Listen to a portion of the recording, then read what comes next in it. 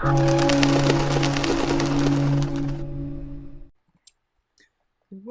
summer never ends. One summer never begins. It keeps me standing still. It takes all my will, and then suddenly that summer ends. Speaking of summers, it's the first review of the new year. You know what that means? The endless summer of boomer shooters continues.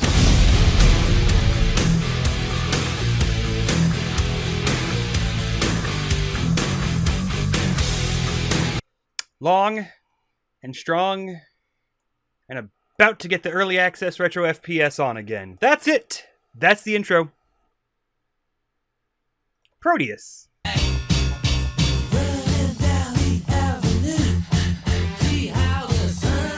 Is that it? Is that really what we're going with? Is that what constitutes a joke for this channel in the new year? What the fuck have you become?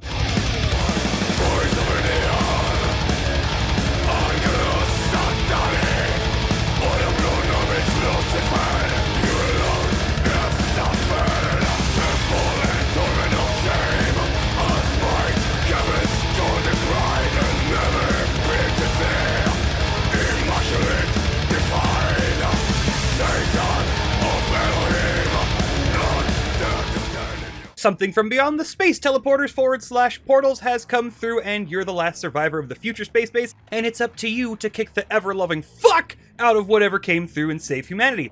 No, I've never fucking heard this before. In fact, there is absolutely nothing in this game that in any way resembles anything you have ever seen before. Nothing. Not a single goddamn thing. So when I tell you that it's literally nothing more than an updated version of Doom, you can totally just disregard that entirely. Just take that sentiment and throw it in the trash can, cause this is in no way a Doom-like at all. You see, Doom has imps, pinkies, possessed soldiers, cacodemon, horrible giant monsters whose only purpose in life is to ruin the days of as many people as possible, and the Berserk power-up. Prodeus has the Shredders. Wrong Shredders. No, not...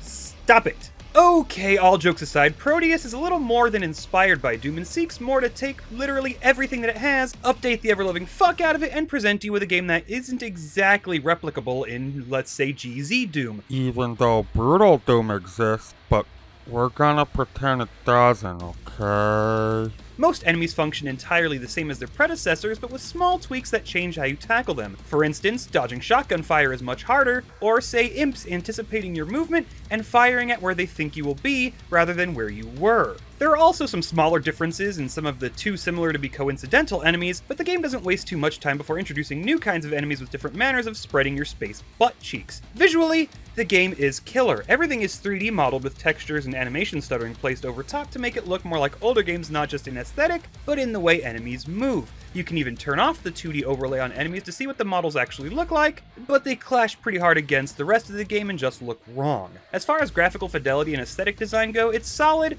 but you're just playing a low-res Doom 2016. Space bases, lava, yeah, been there, done that for the last 30 goddamn years. Where the game just kicks absolute ass visually is in the animation. Every gun is accompanied by animations and sound effects that make you feel like a cow getting hit by a train, and it's combined with visual effects from enemies exploding, to explosions shaking the screen, to a billion other small things to suck the player in and really drive the experience home. Sure, those things aren't hard and you've seen them a million times, sure their blue counterpart is nothing special, but when the game actively warns you that the blue boys are coming, followed by an explosion of particle effects, the soundtrack kicking in, and the facility falling the fuck apart, you better lube your dick or your ass, cause you know something's ass is gonna get fucked, and it's fuck or be fucked. Essentially, there's fights, and then there's big fights, and you know when a big fight is coming because literally everything tells you, and it's not a telegraph, it's a goddamn warning.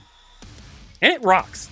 It rocks pretty fucking hard. The soundtrack is serviceable. It's not the best, but it's certainly not Doom 2016's ass-tier Spider Mastermind fight track. It's a decent mixture of punchy heavy metal with crunchy electronic bullshit that doesn't stick with me, but it definitely helps keep me hooked. The game, however, does have some issues that will need to be worked out in the future. The Shredders, for instance, are an absolutely worthless weapon. They share the same ammo pool as the pistol and chain gun, but their dual fire option has absolutely shit accuracy to the point that when firing point blank into a crowd, you can still miss, after which point you get the chain gun in the second level, which deals better damage, higher rate of fire, better long-range accuracy when just unloading, and again, uses the same ammo pool. A better option would be to give the shredders a much more unique function, or to give the chain gun far later in the game. After all, you don't even get the super shotgun until the final level of what's currently available. And let's talk about that.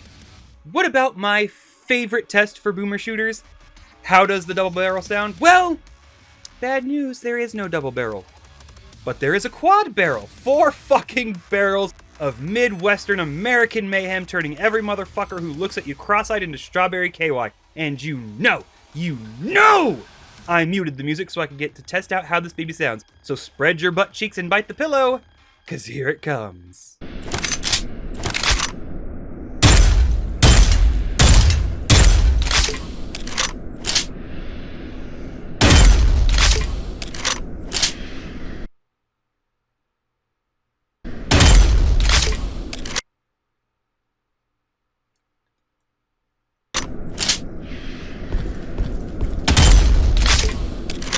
Yes, one with extra sauerkraut and extra onions. Don't forget I want Captain Crunch on mine! And, if you could put some Captain Crunch on it, please. Yeah, all those punchy sound effects, and that's what we get for 4 barrels firing off sounding like. Please fix it.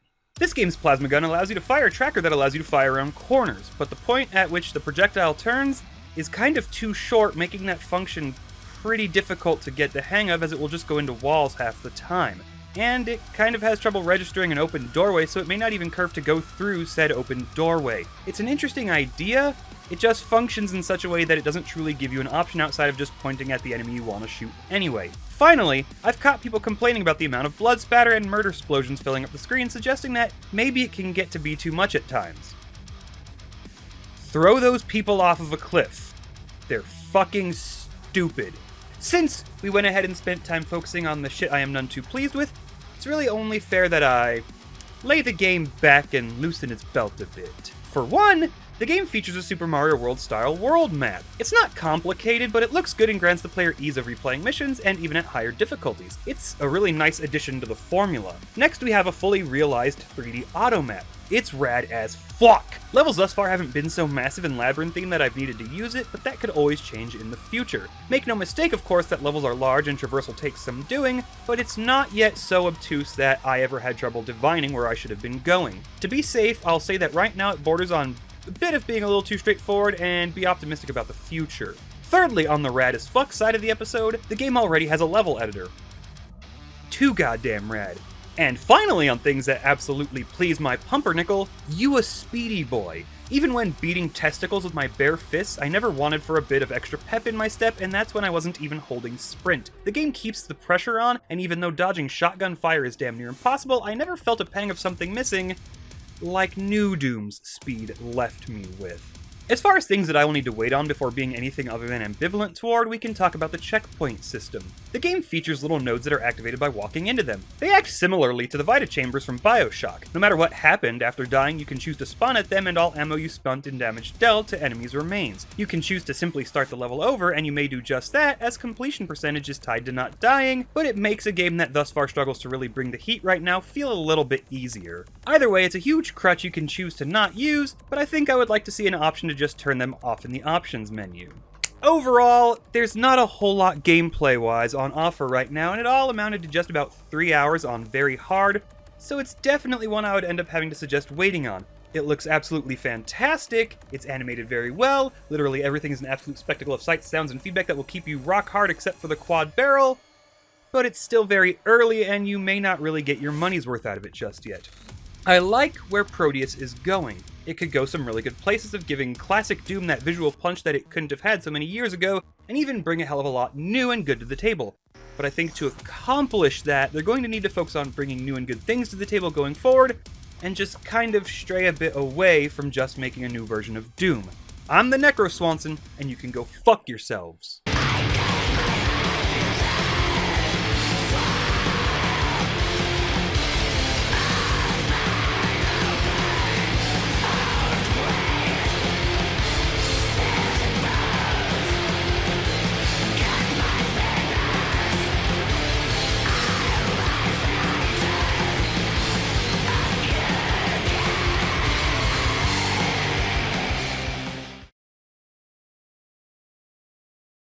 One summer never ends.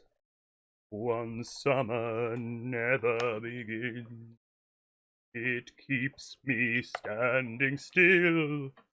It takes all my will, and then suddenly that summer ends.